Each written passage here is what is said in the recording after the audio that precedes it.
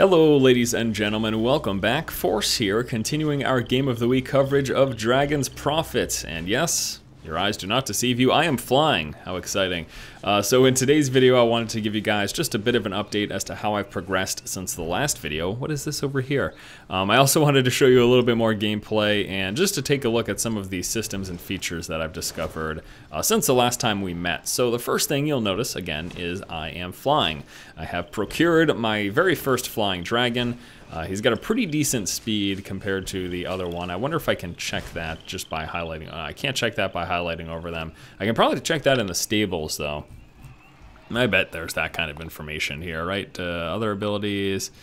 Running speed, here we go. So this guy right here, he's got the one that I currently have. He's got a running speed of 160% and a flight speed of 170. The other guy that I have here, he has got a running speed of 263%. So you can see he's a much faster runner, but this guy has the ability to fly. So I kind of like having him because flying is cool. The verticality, that's a nice benefit. Beyond acquiring a flying dragon, I have also since picked up the mastery system. You unlock the mastery skill system at level 15, I believe it was. So you've got your basic skill system here. As you level up, you're just automatically given skills and combos for those skills based on the character class that you're playing. But then once you hit level 15, there's a mastery system where you actually get some say in the matter. So we've got this entire big table here of all these different skills. And what will happen, you'll notice I've got 75 points out of 650. It works like every time you level up, you get a couple hundred points. I think that's what it equates to. And then you spend a couple hundred points. It's not like 1 point for one skill. It's a couple hundred for. So let's just mouse over. 115 points needed for these abilities here. 175 for the second tier, 235 for the third, 300, 365, and 485. So it gets higher and higher if you want to unlock these higher skills. There's a level requirement for it as well. But this is where you have some sort of agency into how you build your character.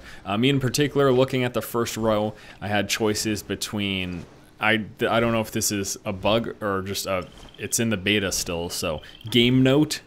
I don't know what a game note is supposed to be, but game note, while shattering arrow flame exists, inflicts health 138 magic damage. I was like, I don't quite understand that, so I'm not going to pick up that skill. This skill decreases the damage that I take. Wearing cloth armor decreases monster damage by 2%. This skill right here has actually two choices for it. There was a life shield increase as well as a tenacious shield increase. And then I had a thunder summon, which looks to be like a active ability, which is it's an ability. Skill obtained, thunder summoning.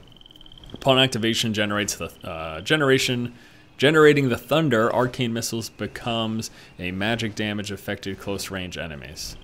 This is not in English at all. What is that sentence? Arcane missiles becomes a magic damage affected close range enemies. Okay, so the skill that I went with, I thought this is the simplest thing, fully understand it, and the benefits are tangible to me. Increases intelligence by 10% and intelligence by 25 points. So you get 25 more points of intelligence plus a 10% gain of intelligence. I said, all right, I'm going to level that up. As you can see, I've got 5 of 5 right now, so it's at its max level. What I'll get next, I don't know. I just have to figure out which one of these I understand. I think this makes sense and that makes sense, but this skill and this skill, not sure. So yeah, that is the mastery system. So I've got the dragon, I've got the mastery system. Systems that I have not dived into are the crafting system, the dragon soul or dragon shard system. There's this thing where you can increase the effectiveness of your armor and stuff, like an armor enhancement. I haven't jumped in any of that stuff. If I do by the end of this week, I will most certainly do a video. I'm not sure if I will because I've actually been somewhat enjoying just playing the game and leveling up. Like it's not as awful as I thought it was going to be. The quest, so after playing this game for now, I would say a total of, I don't know, 10 or so hours. Okay, maybe closer to 8. Yeah, I probably played for about 8 hours now. After playing this game for about 8 hours, I can fairly say what the questing is like in this game. It's, you know, gather this or kill this. Those are the quests here in Dragon's Prophet. Just standard, regular, traditional MMO quests. I've been continuing to level up doing this AoE grinding because I it's super, not grinding, I'm completing the quest, but I'm doing so in an AoE fashion by engaging multiple targets at a time because I've just found it to be incredibly effective. Since the last video, I picked up that new skill that you would have just seen. It's this little tornado, and I'll do it again here. So first we're going to do fire, and then we're going to freeze them all in place. And then I go next to them, and I throw this forward tornado that knocks all back enemies in its path as it travels forward. Really, really good for being able to control individual targets or groups. I also have a great individual target control. Oh, geez. That was significant damage there. I also have a great ability for individual target control now, and that is a little freezing bolt. So I'll fight one target here just to show you that little freezing bolt there. I'm also always throwing up my shield. It's so effective, as I believe you don't get interrupted when you take damage while it's active. So let me show you my how I would fight a single target. So I open up here with a couple of whatever abilities, and then I go tornado, then freeze, and now he's slowed. So his movement speed is slowed, so if he charges at me, notice how much slower that is, much more easy for me to dive out of the way. And then I just rinse and repeat. I can also even still use my AoE abilities just because it is significant damage, even if it's on just one target. And then I go tornado, freeze, and then we just go with some of the basic attacks here, just like that. But yeah, I still like, I mean, because so much of my damage comes from area of effect abilities, it just makes so much more sense to me to fight, at least in any given fight, at least 4 targets. But if I'm ever fighting a single target like a boss, that's how I usually do it. Tornado and the freeze sort of just chain those things together. Okay, so let's look at what I need to kill here. I've got a bunch of stuff, and just for a point of reference, last time we did a video here, we were over here in the Omati Gorge. So my very first video took place at and around Siberna, and then the second video was in Omati Gorge. Since then, I've traveled through Mount Aden to Fatoya over here, did a bunch of quests right outside of Fatoya and over here, and now I'm over in this area. And as we continue to progress, we're gonna make it over here to here. Got the lake over here, the falls, Glen, all sorts of other stuff. Couple more dungeons. The dungeons are marked with, let me get to safe distance here. I should be in the air so I don't get any summons on me. So the dungeons here are marked with this little icon. It's this little yellow thing surrounded by little red things. And so there's a dungeon coming up over here. I think this is like a level 21 dungeon. Since I'm level 18, I didn't want to show you that now. Maybe when I level up, I'll show you the Seething Caves. And then there's also another dungeon right up over here.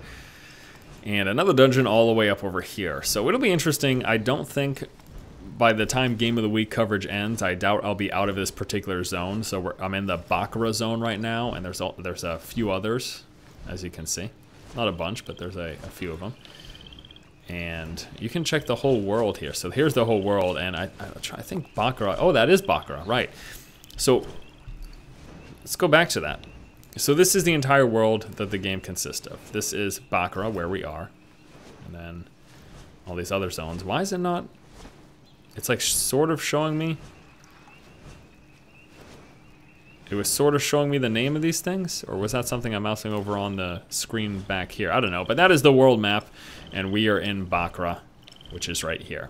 But these are the other zones right there. So there you have it.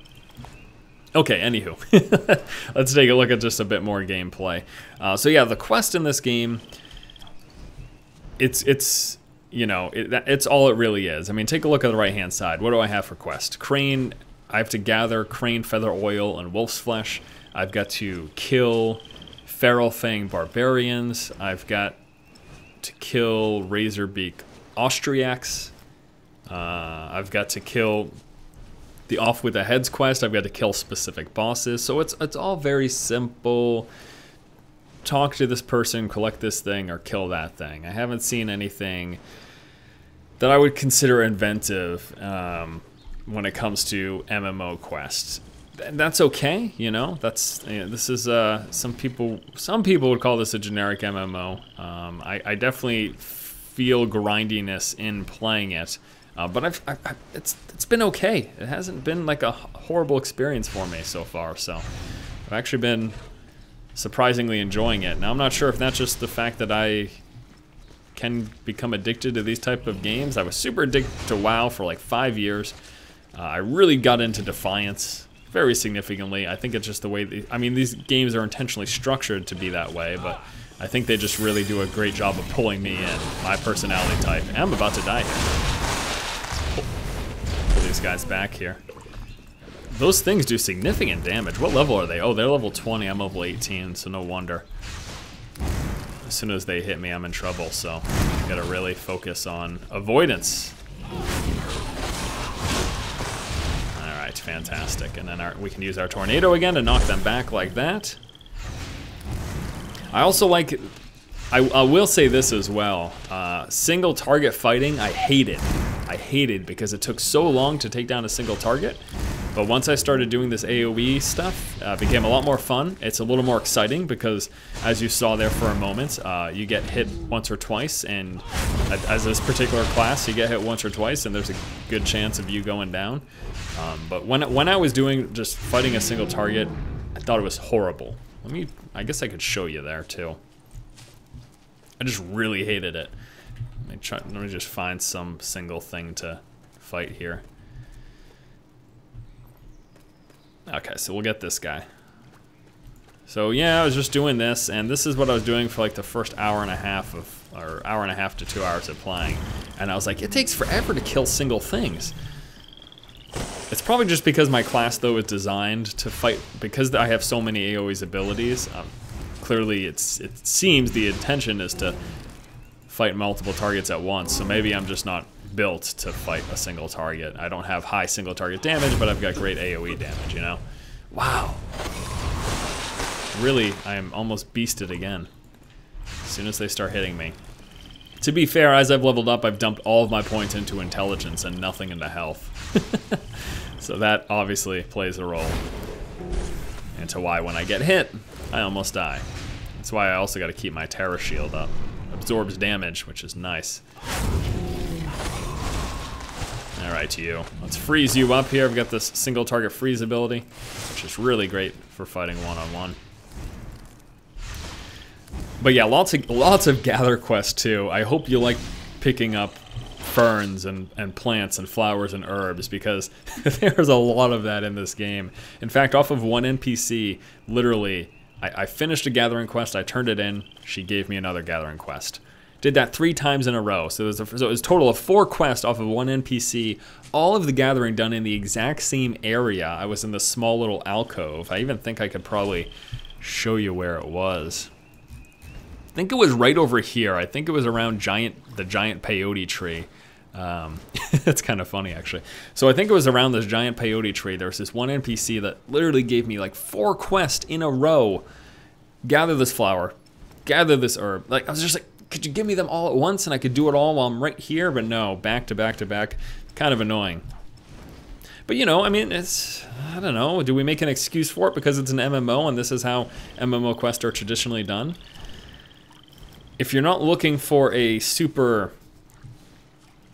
advancing experience, if you're just looking to play a fantasy MMO, then yeah, it's maybe worth checking this game out. Doesn't seem that bad. I haven't dived at all into the store, in all fairness. I have not jumped into the store aspect of things.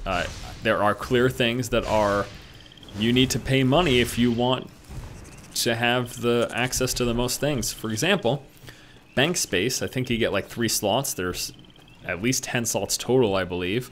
And to unlock the rest of the slots, you need to pay money. You need to use the station coins, which is Sony Online Entertainment's sort of currency system for these types of games. So yeah, you need to pay money. Ooh, here's a lot of guys. So you need to pay money if you want to unlock all the bank slots. Same thing for even your backpack here. I do get another space when I level up here. Looks like when I reach level 10 and 20. So you get a bar of free slots upon reaching level 10 and 20, but that's it. All of these spots, these don't all unlock. You get 1 bar, I got 1 bar for level 10, I will get a 2nd bar for level 20. If I want this 2nd tab of bars here, I need to pay. You need to pay real money. So, and that's, you know, that's, I'm not making an excuse, but I'm just saying this is how a lot of free-to-play games are made. Unless they were to just do simply, this is how a lot of free-to-play MMOs are made, I should say. So, I'm not surprised or appalled by this. It does suck.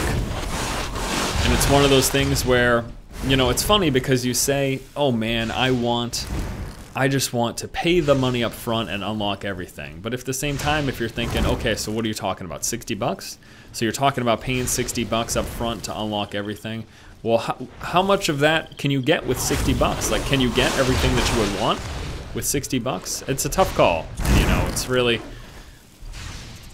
it's tough. And I personally am one of those people that I don't even want to think about the system in place. I don't want to think about what I have to unlock and what I prefer to spend money on and what I should save my money for if I need features in the future that come up that I feel like I need more than extra bag space or something that I'd rather spend money on. You know what I mean? That sentence made no sense, so I don't blame you if you don't know what I mean. But I am one of those people who would much rather, like, look, just let me pay the money up front. None of this free play garbage. I just want to pay the 60 bucks and get everything that this game has to offer. And that's personally how I feel on these types of things. And this is why I personally, whenever I'm talking about MMOs, I always say I much prefer either a subscription fee or just a sort of Guild Wars 2 style system where you pay the money, you get the game and everything that's included. You don't have bag space locked. You don't have dragon stable space locked. Dragon stables here. So if I want to unlock, I can have 2 dragons at a time. If I want to unlock the rest of these, I need to pay money. You know, I'd rather just have there be a one-time fee and then that, bam, you got it. You got everything. You can play the game in its entirety. But that's not how that's not how free-to-play games are designed. Free-to-play games are designed, free-to-play MMOs are designed to lock features out, and that if you want to get them, you have to pay for them, but that's just a preferential thing, you know? I just prefer the one-time buy or the subscription fee. And so this whole argument could have been left out of this video, and I could have just done a video about why I prefer one-time buy or subscription fee over free-to-play MMOs. And I don't need to have this discussion either every single time I cover a free-to-play MMO, but I guess I just wanted to bring it up right now. That's all. Okay. I'll find it for you. Yeah, sell. We've got a bunch of gray items here we could sell. And a deal's a deal. Do we have quest to turn in? Yeah, we got a quest to turn in, so why don't we do that? Because my bag is filled, I believe, with quest items. If we can get rid of those, that would be great. You're an Osira, aren't you? Disregard. Oh, that did not. I still have all that stuff in my bag. Oh no, okay, that was the one. All right, so we got some items here. I wonder if there's anything worthwhile for me. I can't wear that. I can't wear that. This is a level requirement restriction. This is a armor type. I can't wear a light armor. Can't wear heavy armor. Can't wear heavy armor. Level 19 restriction, but I can wear that in the future. And that's a light armor, so I can sell all this stuff. This stuff I can wear when I level up. So let's go ahead and sell this stuff over here. Get an NPC. I have a knack for procuring items. That's cute. Good for you. All right. So there you go. Once I hit level 20, I'll unlock that additional bar. Was there something else you needed? It's just so annoying, man. Having my bag fill up constantly and having to run back, which is exactly what you just saw there. The reason I ran back is because my bag fills up so quickly. And if I don't want it to be filled up, I gotta go pay or wait till level 20 to unlock my one last spot. I don't know. Anyways, the game's still been somewhat enjoyable for me. I haven't dreaded playing, just because I think I like sort of the fantasy world, you know. That's the thing that I'm drawn to. So it's why I've been able to put up with these restrictions so far and the somewhat grindiness of it so far. But after my playtime, at this point, if you're asking me if this game's groundbreaking or anything other than generic, so far, no. Maybe there's crazy stuff at the end game, but as of this point, it's feeling pretty simple, pretty basic. But it's, you know, it's free to play, so if you want to dive in anyways, go ahead. Alright guys, I think that's going to do it for this video. Just wanted to give you a little update as to how I've been progressing, my thoughts so far. There will be at least one more video for the game of the week on this game. Whether it's going to be my final thoughts after playing for a few more hours and having, I guess it'll be close to around 15 hours of playtime under my belt. Yeah.